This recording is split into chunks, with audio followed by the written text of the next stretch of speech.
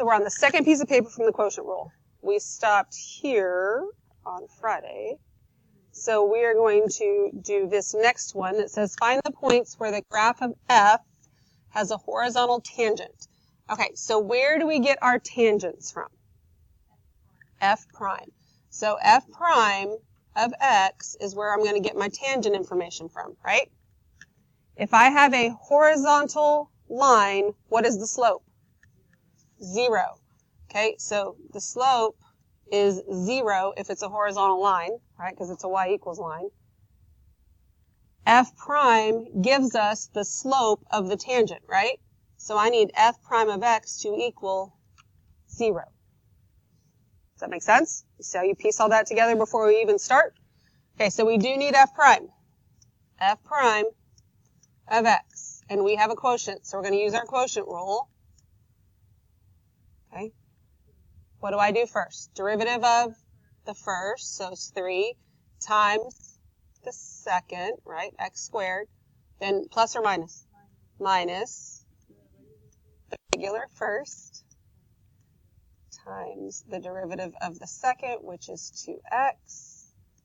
Oh, I did. And really, if I don't put the parentheses on 3, you're right, and I should put them on all. Is that not having a parenthesis okay? It is okay, but yeah, but it's better to kind of put them on all. You're right. No, it's fine. I just wanted to make sure that we understood that it really was okay. You're fine. Correct me all day long. I'm fine with that, totally. It's a denominator squared. Okay? Now, I need that to equal 0. If I was substituting something in, like if I wanted f of 0 or f of 2, then I could kind of leave it in this form and substitute, but I think I will clean it up a little bit. This is equal to 3x squared minus, and then this is going to give me 2x times 3x is 6x squared, so minus 6x squared, then plus 4x, all over x to the 4th.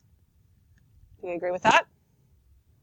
So this tells us then that f prime of x is equal to negative 3x squared plus 4x all over x to the 4th.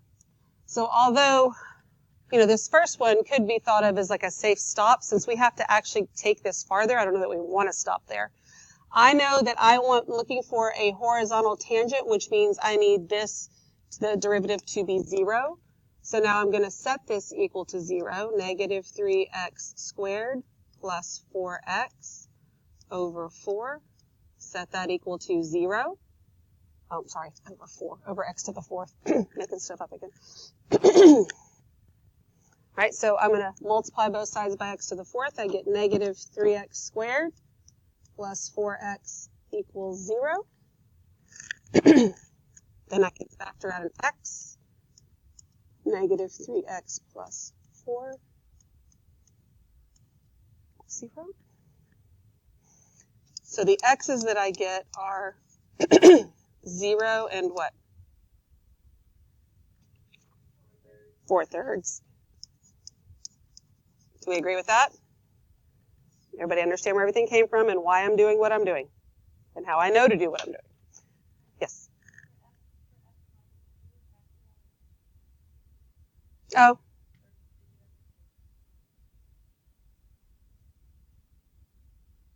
No. This is a good question. I'm thinking, hang on. Because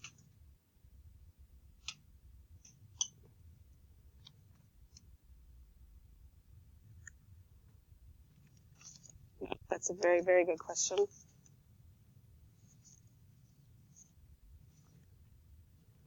And your answer to that is yes, and I totally did that the first time I did it. Dang it.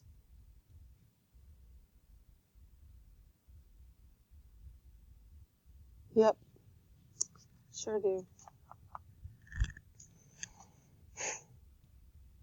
Okay, so what she's saying is, back up here, factor out an x, and I get negative 3x plus 4 over x to the 4th. Then I can cancel this, get x cubed. Okay. Because here's the deal. What's happening there when I cancel that out? Like what would that give me? If it was on f of x, it would give me a hole basically. And so here I can't, it's not differentiable there, basically. I wouldn't have a horizontal tangent there. So you're right. So that makes this then, let's just mark that baby out. And I get negative 3x plus 4 over x cubed equals 0. So then negative 3x plus 4 equals 0. So x is equal to 4/3. Thank you for calling me out. Double checking myself. I have my key that that's exactly what I did. And I'm looking at Miss Bruce's key just to make sure she didn't do something different there. Did I just put 4/3? I did. Why does she have? Oh, no, oh, look at that. Oh, yeah, I remember looking back at this one. She has 4/3, but then she used 3/4. But it would be positive because if I move that over, then I divide by negative 3. Okay, so am I done? What does it ask me for? The points. Is this a point?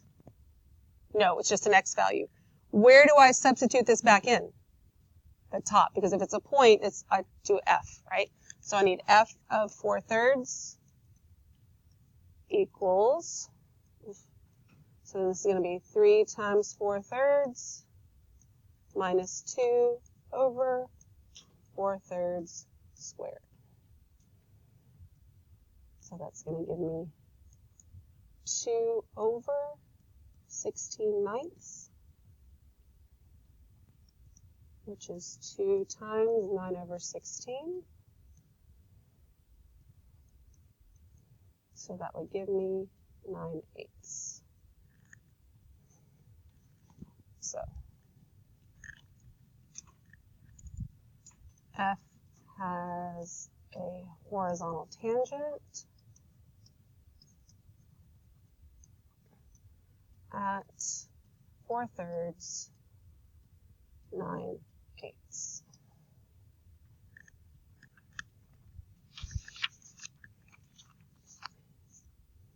All right, questions? We all good? Sorry about that. Confessions of a bad teacher. I even had my notes in my hand, I wasn't even looking at them. Okay, so we're going to write the equation of the tangent line to the graph of f. Y'all have this? Yes? Okay. At the indicated x value. So if you're going to write the equation of a line, what do you need? Point and a slope. So I'm going to write down I need a point, I need the slope. Okay, so for the point, my x value is 3. To get the y value, that's going to be f of 3. My slope is going to be f prime of 3.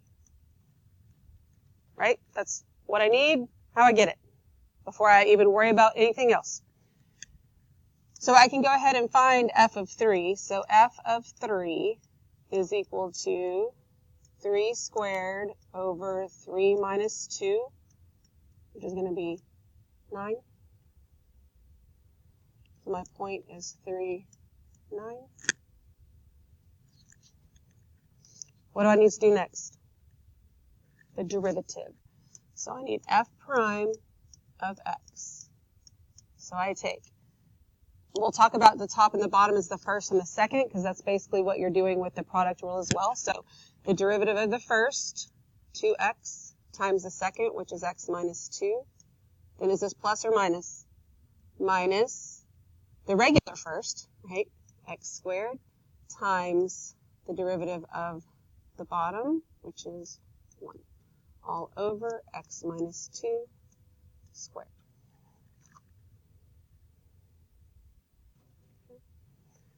So this gives me, in the numerator, 2x squared minus 4x minus x squared over x minus 2 squared.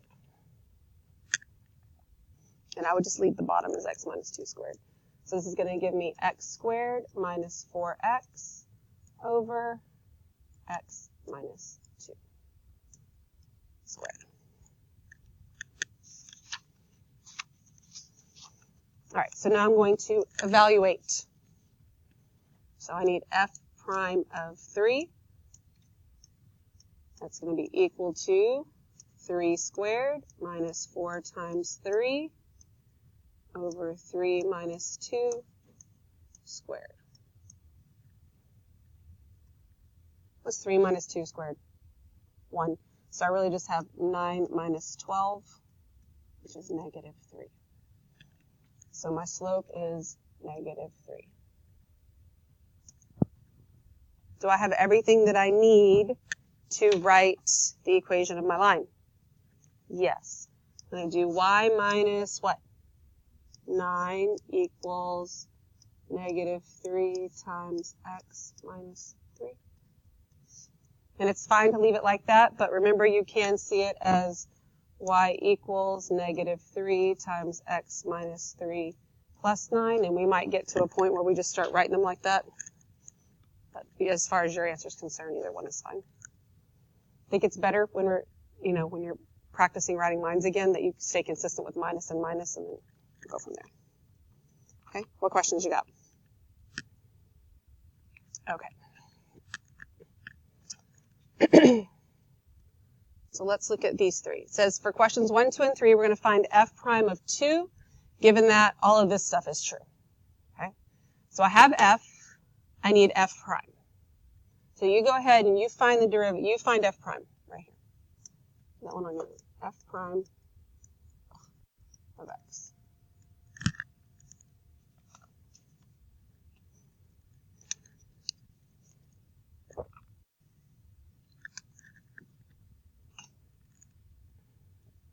Do you have to do anything fancy on this one?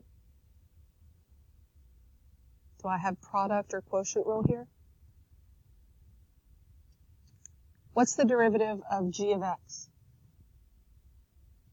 G prime. So this is just 2g prime of x plus what? H prime of x. Yeah, these notes are called the product rule, but that doesn't mean everything that we're doing in here is the product rule. Don't try and make something more complicated than it is just because you want it to be more complicated. These are separate. You could force product rule right here, but there's not a variable on there, and you're just going to end up with the same thing. So you just use it as a number. Okay? All right. So now I want f prime of 2. That's going to give me 2 times g prime of 2 plus h prime of 2. So this is going to give me 2 times, what's g prime of 2? Negative 2. Plus, what's h prime of 2? 4. So that gives me negative 4 plus 4, which is 0.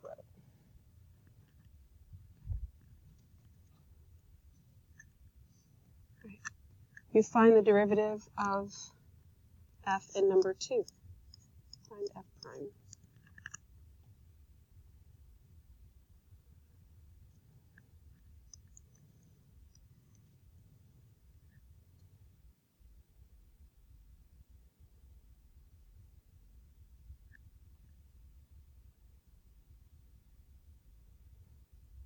And we're trying to stay consistent, so we do derivative of the first times the second, and then minus the first times the derivative of the second, all over the denominator squared. Everybody good with that? All right, so you go ahead and find f prime of 2.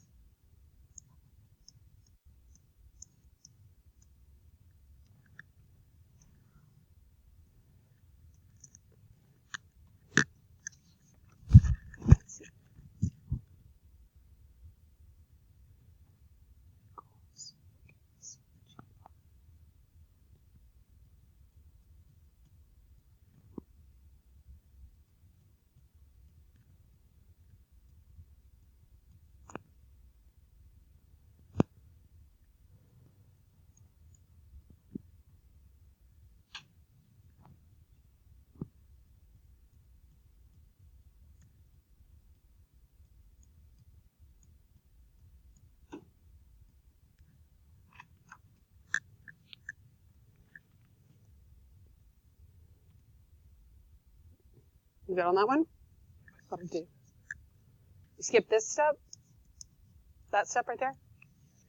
Like you went from here to here? That's okay. Everybody good? Okay. So on this next one, just find the derivative. Just do f prime of x.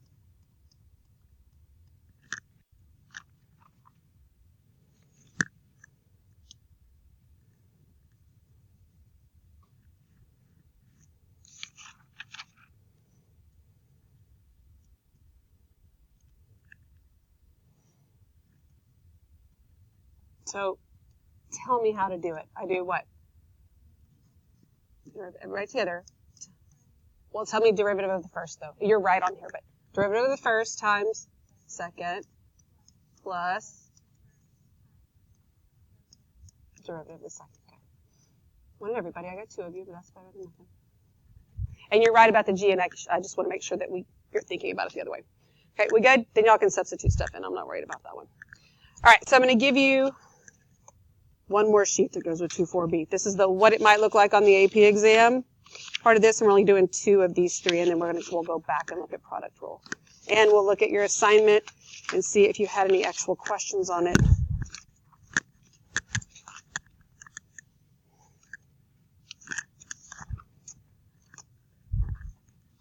Okay.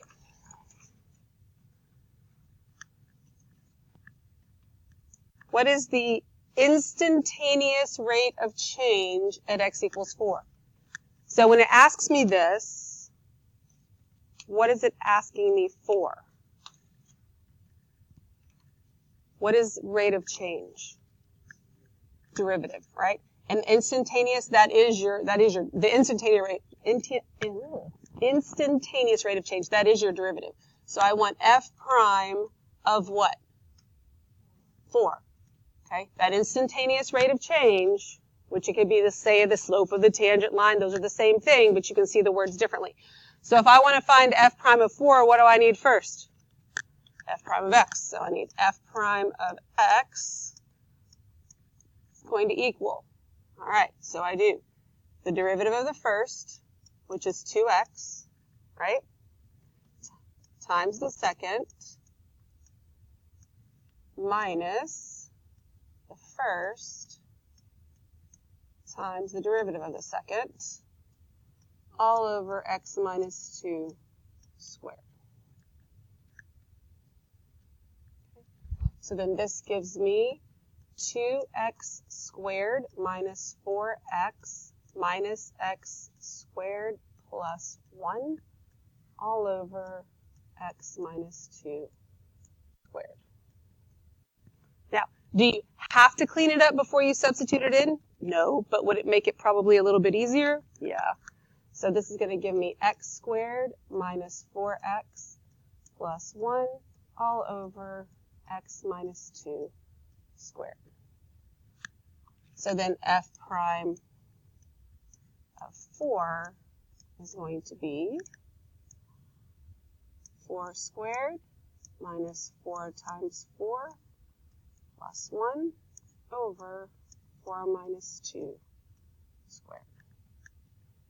And if this was, here's another reason why you want to substitute it in before you do any work.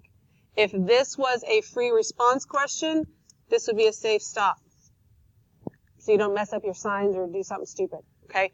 But here, obviously, you have to keep going, and so this will give me 16 minus, not minus 8, see? Minus 16 plus 1 over 2 squared, so that ends up being 1/4. And the answer is B.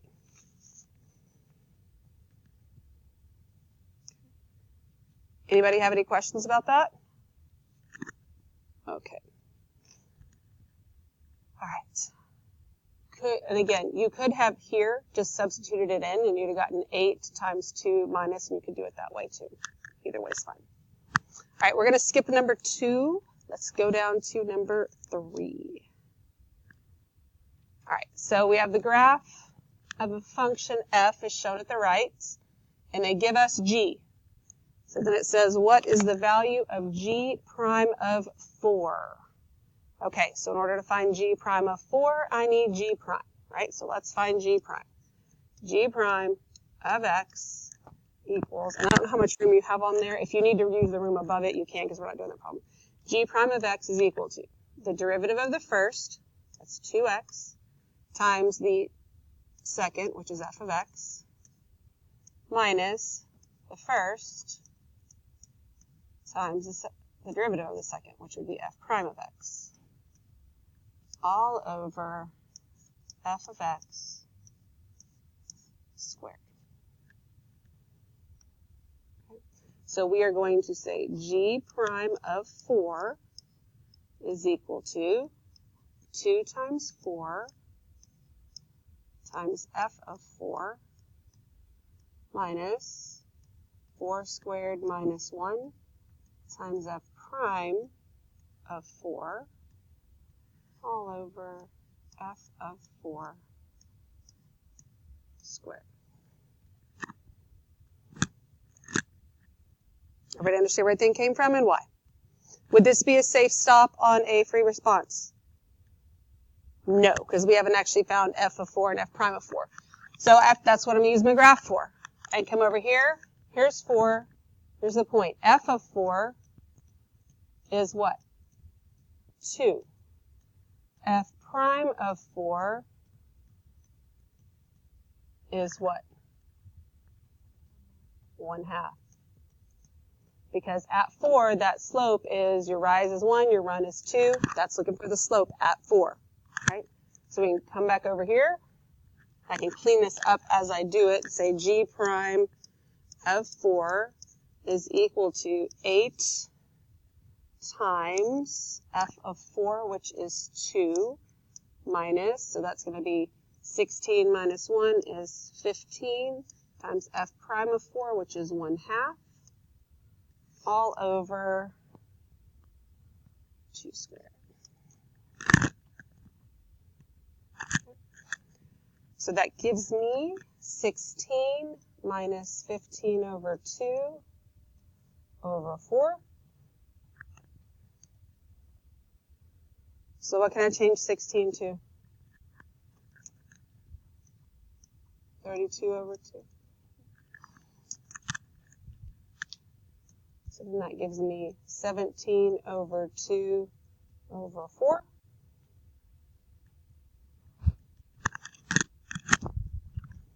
That 4 over 1, so then that just gives me 17 over 2 times 1 over 4, and I get 17 over 8, which is B. What questions you got on that? We all good on that? All right. Let's go back to product rule. So I feel like there was something that we skipped that I wanted to go, or she didn't finish or something. I don't know what that was. Okay.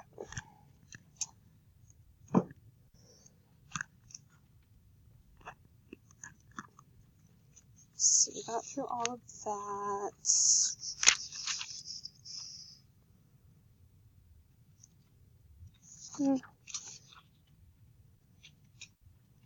Oh, let's go to the second piece of paper. And it was the one where it talked about the second derivative.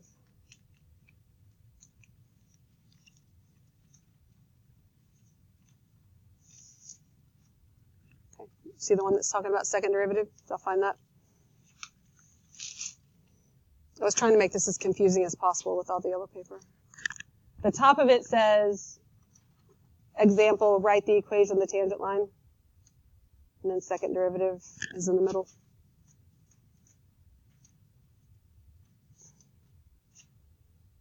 Yeah, it's that one. It's the back of that one. Got it? Okay. All right, so we're going to find the second derivative of B. So we have to start with the first derivative, right? F prime of x. We take the derivative of the first, which is 1, times the derivative of the second. What's the derivative of sine? Cosine. Plus the first, oh no, shoot. What am I doing wrong? I took both derivatives, that's a big fat no, and I caught myself when I tried to do that again. You were right, the derivative is cosine, we don't write it there. So it's the derivative of the first times the second, plus the second times the derivative of the first. Plus the first times, I'm sorry. I'm saying it backwards because I learned it backwards too. You know how she had to change hers? I'm changing mine because the consistency makes so much sense. It's the derivative of the first times the second plus the first times the derivative of the second. The words in my head are different, and I'm retraining myself as well. So I'm just going to rewrite this so it looks a little neater. This is equal to the sine of x plus x times the cosine of x. Everybody good so far? All right, so then when I find f double prime of x, the second derivative, this sine of x, he's just living all by himself here. I don't have to do product rule or anything with him. I just find the derivative. What is it? Cosine. If it's sine, the derivative is just regular old cosine. Yeah, does that make sense? Okay. And then,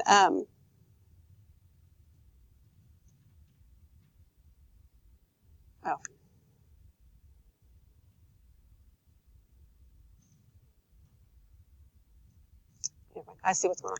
I was looking at my notes. My notes are backwards because I did them the other way. I'm confusing myself. I need to not look at them. Okay, plus. Okay, so then I'm going to do this. I do have to do the product rule with. We agree with that? So we're going to do the derivative of the first times the second plus the first times the derivative of the second. I was second guessing myself looking at my notes because I thought it was all wrong, but it's just backwards. Everybody good so far? So we're going to clean that. Now, again, this would be a safe stop if it was a free response question. But if we want to clean this up, we need to know how to clean it up.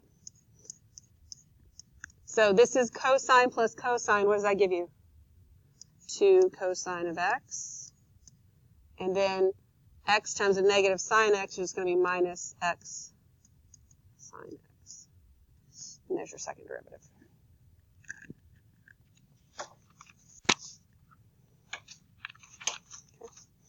Everybody good with that so far? Flip that over. Let's look at these and what it would look like on the AP exam. Okay, so when you see the word differentiable, it also means what? Continuous. What did you say? Oh, well, yeah, that's the same thing. I thought you were saying the right thing. All right, so, and it may or may not matter for this, but either way, you want to be thinking that. Let f be a differentiable function with f of 2, f prime of 2, The equation of the line tangent to the graph g at x equals 2. So to find the equation of a line, I need point, and I need the slope. So that means my point is going to be 2 g of 2, 2 comma g of 2, and my slope is going to be g prime of 2. Okay. Make sure we're using g's there because it says the graph of g even though it's talking about f and so forth. So make sure you keep those straight when you're doing that. Okay, so if I want to find this point, g of 2 is going to be 2 squared times f of 2. What's f of 2? 7. So this is going to be 4 times 7, which is 28. My pen is being stupid. It's 28. So that means my ordered pair is 2, 28. We agree with that? Okay. So now in order for me to find the slope, I need the derivative. So I need g prime of x. Am I going to need to use the product rule here? Yes. So I take the derivative of the first times the second plus the first times the derivative of the second. And in order for me to get my slope, I need g prime of 2. So that's going to be 2 times 2 times f of 2 plus 2 squared prime, not plus, times f prime of 2.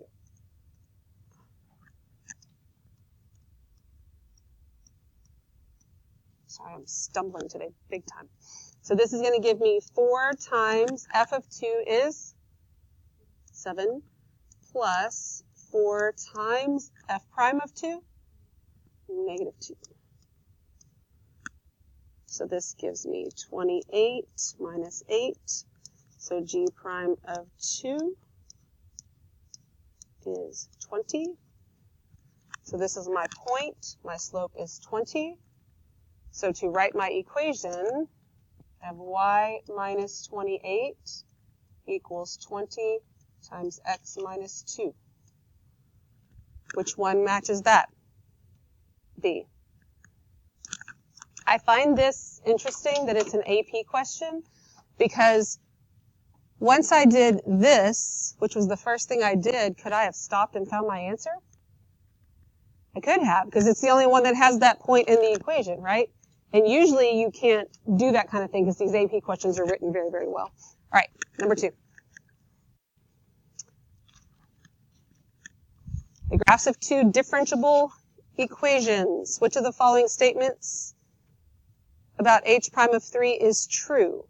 So let's find h prime. H prime is going to be f prime of x times g of x plus f of x times g prime of x.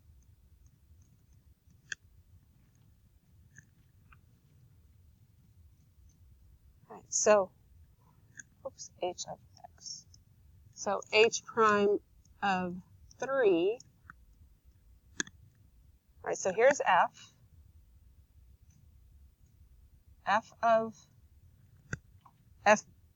prime of 3. Am I going to be able to get an exact answer for that very easily? No, but I do know that the slope has to be what? Negative. So this is going to be some negative times g of x. I can find g of 3. What's g of 3? Negative 1. Okay. Plus, I can find f of 3. What's f of 3? 0 times, does g prime even matter at this point? No, but you can see that it would be positive just in case that mattered. And so what I do know, because this is going to just zero out, and this is a negative times a negative, so I do know that h prime of 3 has to be greater than 0. And that's this right here. Sometimes there's some reasoning involved, not just all about substituting in numbers, just thinking about is your slope positive or negative, that kind of thing. Okay. We good? I know that's tons of papers. I'm very sorry. It all made sense in my mind at the beginning.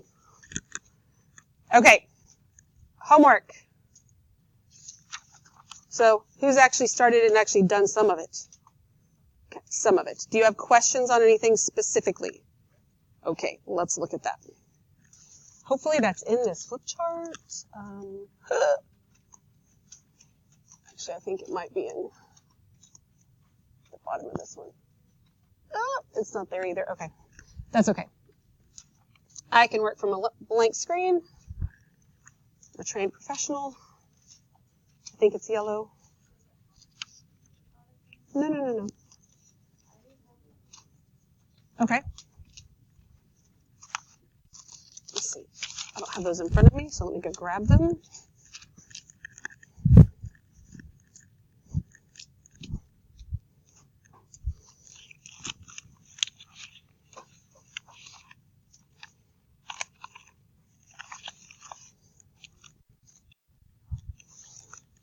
All right, so give me a 2-2 is one of the ones you have up, right?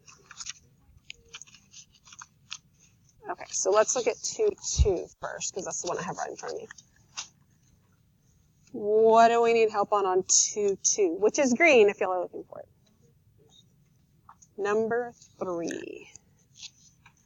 Okay, so on number 3, now this is, so we have f of x is equal to 3x times x squared plus 4. At this point, we had not learned the product rule. Okay, so understandable that you would, so we're going to treat it like we don't know the product rule. What we can do is we can make this 3x cubed plus 12x, and then we can use the power rule.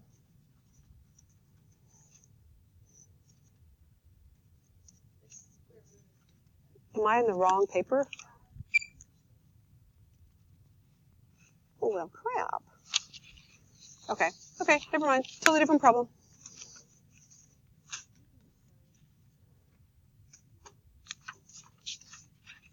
Okay, show it to me. I have the wrong key up here. I printed out the wrong one and made the key the wrong one. I'll write it up here and then we'll do it.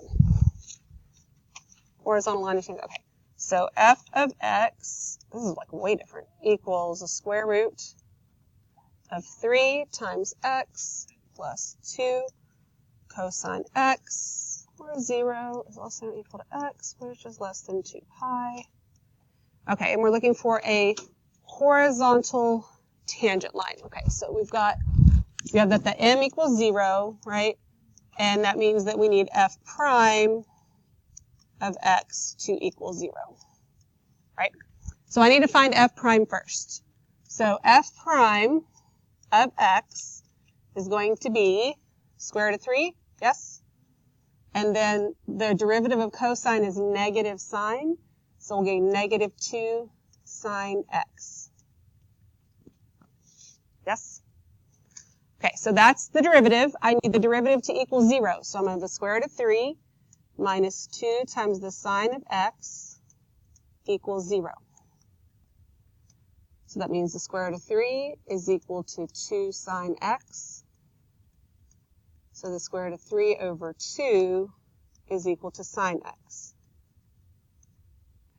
So sine is positive. My answers are between 0 and 2 pi. Sine is positive in the first and second quadrants, right? What is the sine inverse of the square root of 3 over 2? No, this is square root of 3 over 2. What angle is this? Pi thirds. So this is pi thirds, and this is 2 pi thirds. So those are my x values. X is pi thirds and 2 pi thirds. And the question says the points, right? Or does it say the x values? What does it say? Find the points. Okay. So those are your x values for your points. So then we have to find f of pi thirds, which is going to be square root of 3 times pi thirds plus 2 times the cosine of pi thirds. So this will give me pi times the square root of 3 over 3 plus, what's cosine of pi thirds?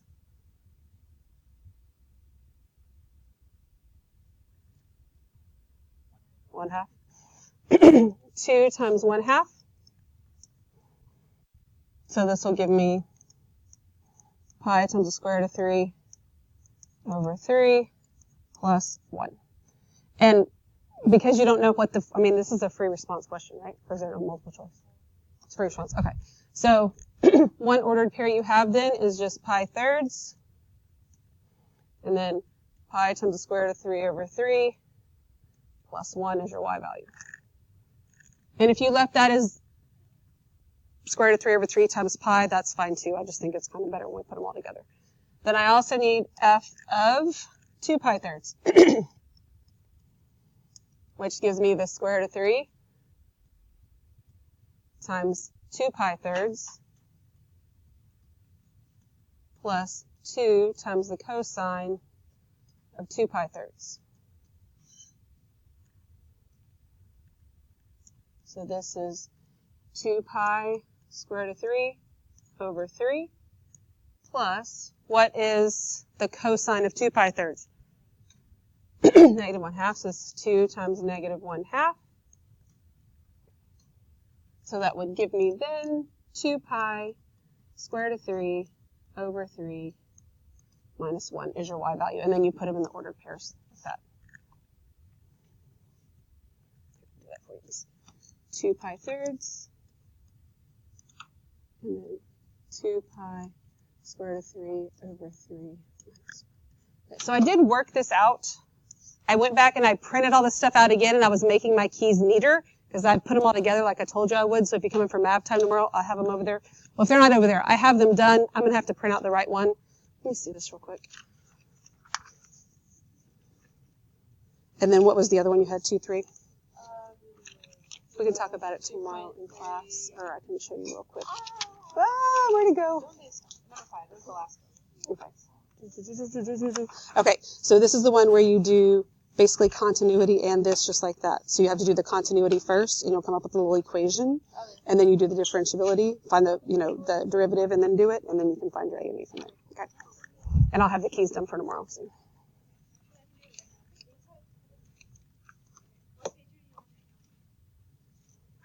The most confusing thing in here shouldn't be the notebook. I'm regretting doing that totally. Y'all sure you don't want to revamp? Start with a binder? Next semester?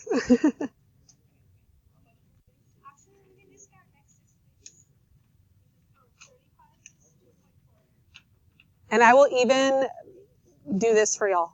Because you have all this, and if you put them in a binder, the upside down stuff isn't going to work out too nice. So I will take the notes you already have, and I will rescan them for you so that they'll be right side up. And you'll still have your own notes. Does that make sense? Yeah, with the, I'll just literally take yours, and I'll run it through my scanner so you have your own notes back. Yeah. That way you can put it in a binder. Because that would make and there's only 8 of you. I can totally do that one day. But, I'll wait until you don't need these notes in front of you when you go home. Maybe after this next test, I'll keep somebody's ISN each day, and I'll do it, and then I'll give you your stuff back, and then we can start with a binder. I even have binders over there, except they're all kind of big. It made sense at the beginning. I thought it would be good, but